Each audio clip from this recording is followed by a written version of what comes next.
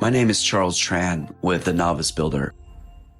In this video, I'm going to walk you through the step-by-step process of setting up a proper drainage system, connecting your indoor plumbing all the way out to either a municipal sewage line or a septic tank. This guide will help you get smooth water flow, prevent backups, and ensure long-lasting code-compliant plumbing. Step 1. Plan your system.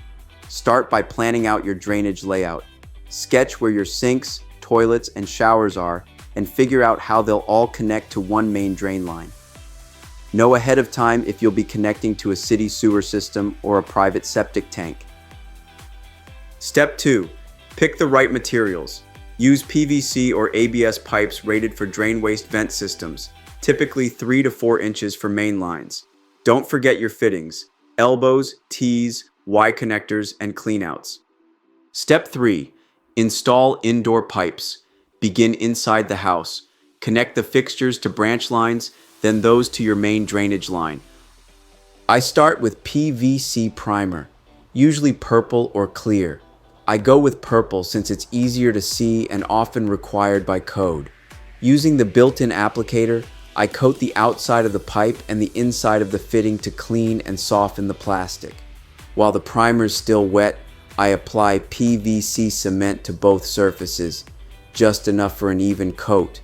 Then I push the pipe into the fitting, give it a quick quarter turn, and hold it for about 30 seconds so it stays in place.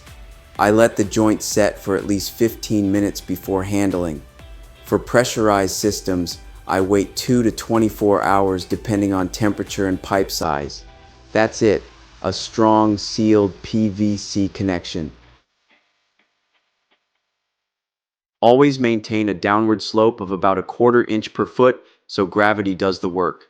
And don't forget to install vent pipes to avoid airlocks and bad smells. Step 4. Add a cleanout. Be sure to install a cleanout near the base of your stack or where your main line exits the home. Pour water into the pipe and check the cleanout. If it drains smoothly with no backup or delay, the flow is good. Step 5. Exit to outdoor line. Your main pipe will exit through the foundation wall or floor and continue outside. Connect it to your underground drainage line that leads to the sewer or septic tank. Step 6. Slope the outdoor line. When digging your trench, make sure the pipe has the right slope, about 1/8 to 1/4 inch per foot. Lay a gravel bed for support and to avoid shifting or sagging. Step 7. Test your system. Before you cover anything up, test everything. Use water or air to check for leaks. Make sure the slope is consistent and joints are solid. And if required, schedule a plumbing inspection. Step 8. Backfill and protect. Once everything checks out, backfill your trench with clean soil. Avoid big rocks that can damage the pipe. Compact in layers to prevent settling over time. We make sure there are no gaps or loose soil around the pipe by tightly sealing the joints and carefully backfilling with compacted gravel or sand to prevent leaks, root intrusion, and pipe movement. Step 9.